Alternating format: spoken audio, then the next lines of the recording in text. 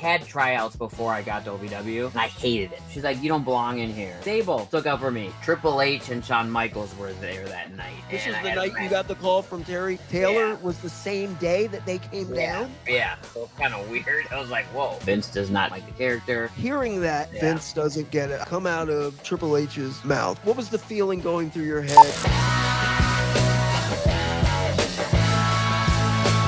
It was a really like, we had a great learning experience. We were in a great territory, but it was a time to be trying to get into WWE.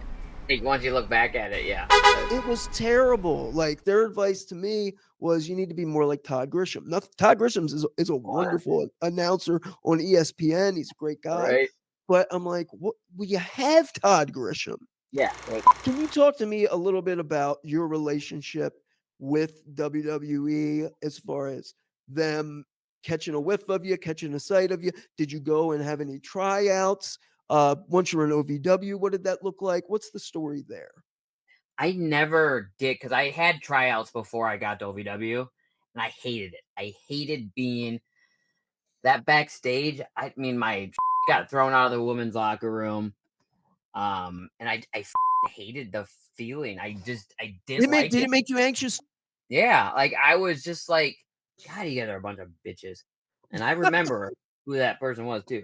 So, and it's like, and then another time Sable was there, and I was in the locker room, and the makeup lady, she came and she wanted to kick me out. She's like, you don't belong in here. And then Sable's like, no, she's exactly where she needs to be. Sable stuck up for me, because she was with Brock at the time, and it was she's like, I like you. She's like, you're a Minnesota girl, and it was just I was like, damn. I was like, thank you. And she's like, no, she's fine. She can stay here. That's dope. I was like, damn, that's pretty badass. So that, but this being, and then you getting in the ring, and then everyone's watching you, hoping, like, I just didn't like it. I remember too, like, Lita walking out, and again, I just had like a couple tattoos. I didn't have all this. And she just like looked at me, and I'm like, hey, I'm, Jesse. Nice to meet you. She didn't go.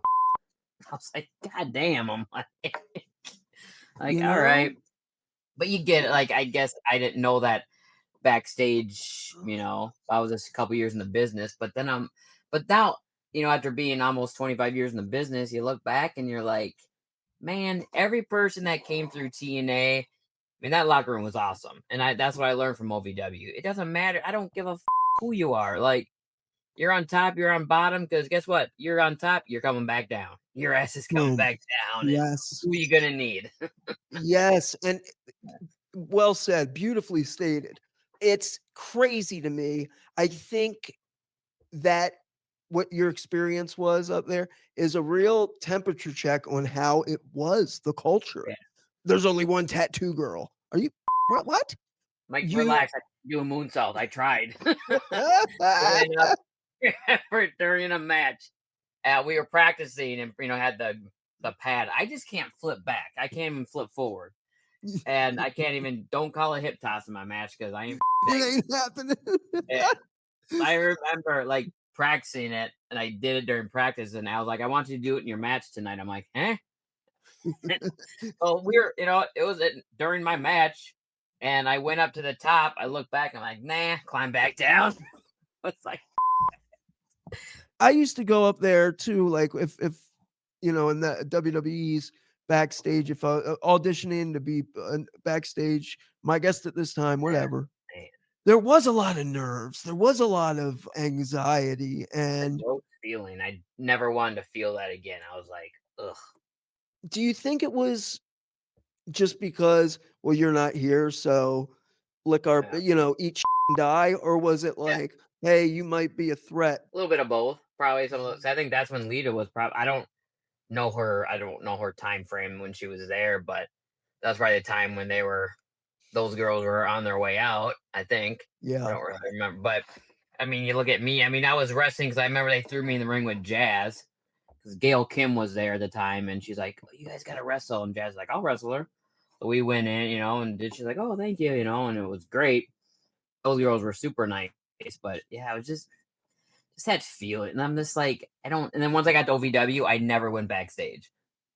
The only time Yeah. they saw me is when they came, like Dusty Rhodes. He helped me a lot with promos. Well, Greg Gagne came in just for a sec. He wasn't there that long. Good old Greg Gagne. Hey, remember he called Punk CM and he'd call Seth Skyfire Zeth.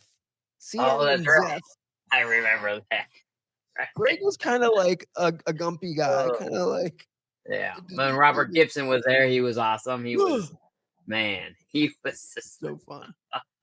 So fun. oh, but yeah, it's Love just, and then I think just, because every time, those guys came and then I would, go and chat with them. And then the time, so this would be '07 when TNA, when they were starting the knockout division. I get a call from Terry Taylor, and I think I was the OVW champ at the time. And Terry Taylor called and said, "Hey, we're starting the knockout division. We'd like you to be a part of it for the first ever Bound for Glory. We're doing the title shot." And I'm like, "Okay." And I'm like, "Well, I'm at OVW right now." And I was like, "Okay, well, let me can I get back to you?" He's like, "Yep." So then Triple H and Shawn Michaels were there that night. This And was I the had a night you match. got the call from Terry Yeah. Taylor. Was the same day that they came Yeah. down? Yeah. So it's kind of weird. I was like, whoa. So, of course, like, Triple H and Shawn Michaels show up and you're like, hey. And then They were actually Shawn very cool and welcoming, actually. right? Yeah, they were like Triple H was more I attracted myself more to Triple H than Michaels. And then after the match, I was like, I gotta go and talk to him. So I went up to Triple H. I was like, "Hi, I'm Jeff's ODB." He's like, "Yeah." He's like, "I love the character, but unfortunately, Vince does not see anything. He doesn't like the character, blah blah." But he's like, "But I like it." And I said, "Well, can I ask you a question?" I was like, Terry Taylor just called me. TNA starting their women's division called the Knockouts, and they would like me to be a part of it. He's like, "Go."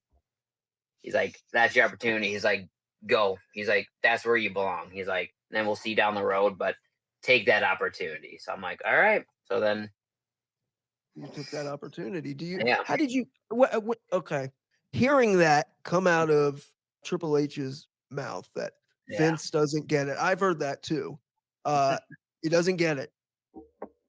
And not saying it's a slight. It's just like, I'd imagine he'd probably be like, "What woman acts that way?" It's like, well, why? Right.